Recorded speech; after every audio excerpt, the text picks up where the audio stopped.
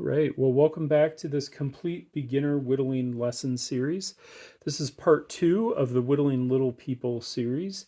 And in part 1, we made this cylindrical piece of wood out of a square piece of wood. And in part 2, we're going to go from this to this, and our ultimate goal is going to create these fun little people. So, I'm going to set those aside. That's what we're going to do in the video next in part 2. And as I explained in part 1, this is going to be a lesson, not a tutorial. The difference is, instead of just telling you the steps to do it, I'm going to give you the reason why we're doing what we're doing, and I'm going to pause and explain things as we go through. So this is our Little People part 2. At the end of this lesson, you'll be able to execute stop cuts. That's our new cut for this video. And we're going to talk about how to make clean cuts. So I'm going to get my carving glove on, always important. The knife I'm using for this series is a 1.5 inch knife from Deep Holler Knives that I recommended in my choosing your first whittling knife video series. And we're going to move from this cylindrical piece to this. And the first thing I need to do is mark off the point where the bottom of the head is going to be. Now, that is going to be 1 inch down from the top. And I said in the last video, I do measure sometimes. And I'm going to just measure down 1 inch and mark it on there. Okay, I'm going to use the same method as I did in the last video to mark that then. I've got 1 inch down.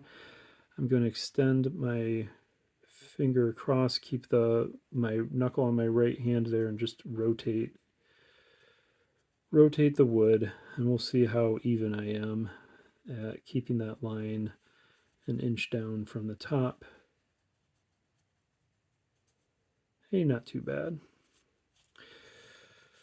Okay, so I've got that, and while I'm at it, what I'm going to do is I'm going to split this into thirds, and I'm just going to estimate that.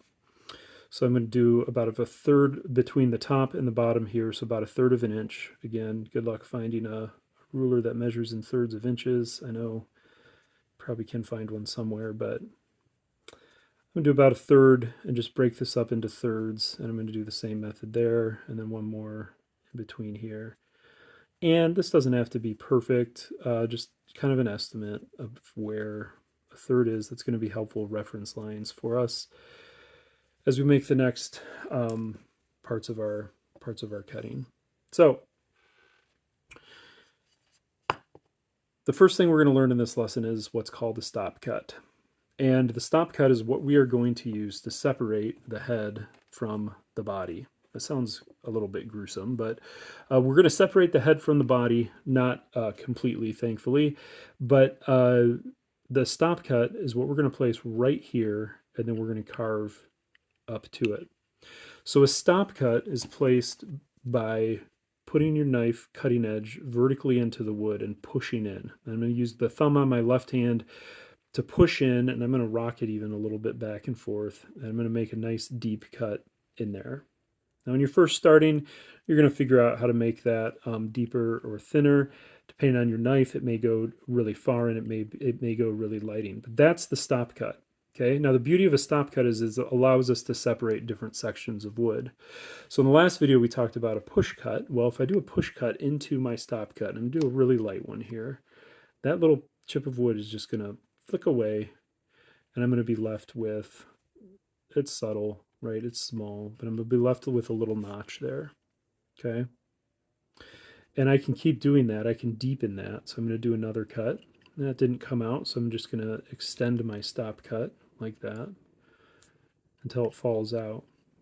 Okay, so that's my stop cut, and then my push cut. And what we're going to do is we're going to do stop cuts all the way along this line to separate the head from the body, and we're going to do push cuts from this line here. And what that'll do is it'll eventually give us a nice round shape to the head, where the bottom third is coming in, the top third is going up, and the middle third is kind of the wide part of the head there. And so I'm going to continue that pattern all the way around. I'm going to make a stop cut. I'm just going to extend that stop cut really that was there. I'm going to start at the line. I'm going to carve up to it. Okay. If it doesn't pop out the first time, no worries. Okay, it'll slide out like that if you've made a nice clean deep stop cut. If you put your stop cut in there and it doesn't come out like that, then you just come back, you repeat your stop cut. And then it still didn't come out. So this is what I'm going to do. I'm going to come back, I'm going to repeat this cut. So that was really the second thing that we wanted to talk about this video, is how to make clean cuts. So if I'm not making clean cuts, I'm going to leave little pieces of fuzz, little wood boogers in there. I don't want wood boogers in my carving, right? I'm going to make clean cuts the first time, and that's what I'm going to practice toward. Now, as a complete beginner, that might be a little bit challenging. You might be left with little wood boogers or little things there. I can clean those up. I can make, a repeat little stop cut and do that.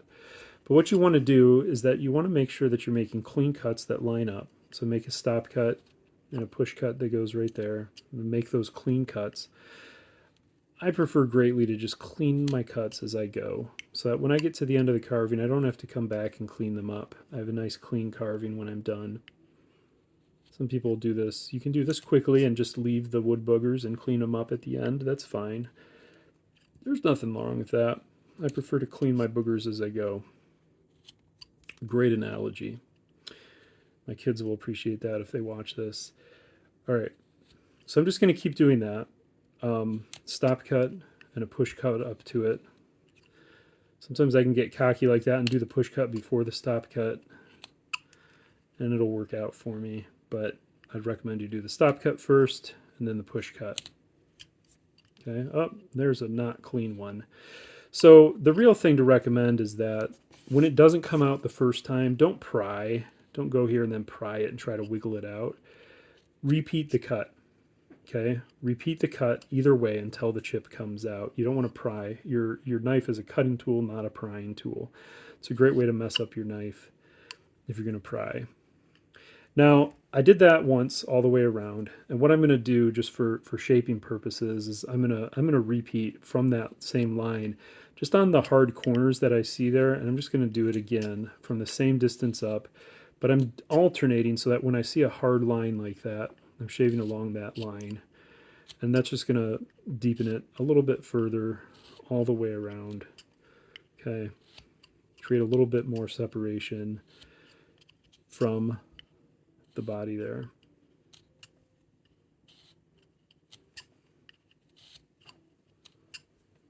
Okay. And so now when I've gone around a second time, and you see I'm just rotating until I've gone around, I get all the way around a second time, I'm going to stop, and I'm going to look at it, and I'm going to say that's pretty even. I like that. Pretty happy with that.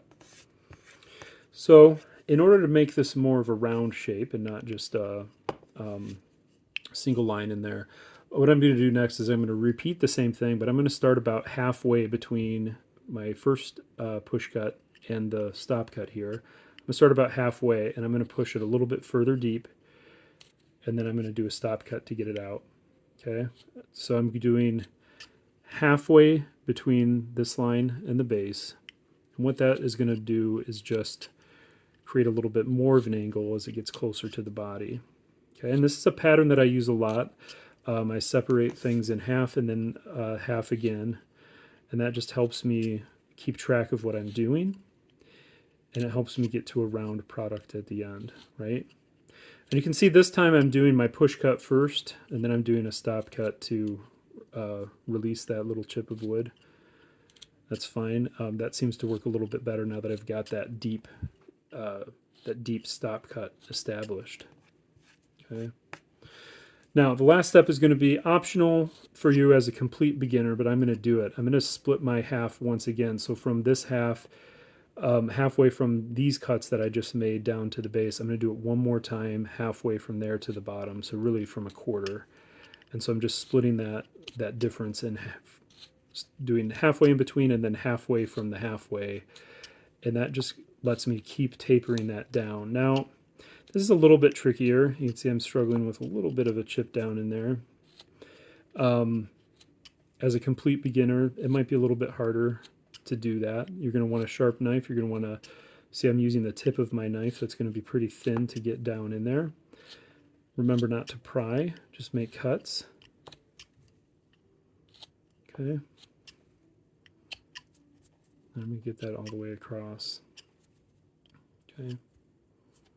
Now, let's check that out. I'm pretty happy with that. I can really see that all the way across. Good depth. And if you're not getting that deep on your first attempt, don't be discouraged. You can do this multiple times. You don't have to just do it once. And I would recommend you do it multiple times, partly so you can carve a whole little family, and partly because practice will help solidify these things for you. So that's really it for the second video here. We have learned how to do a stop cut, and we have learned how to make clean cuts. And if you're bored or you don't feel like finishing, you have created another carving. It is a tulip, a flashlight, a lamp with a really tall shade. What else? A guy with spiky hair. Anyway, I hope you enjoyed that. We'll see you back for part 3. Happy whittling.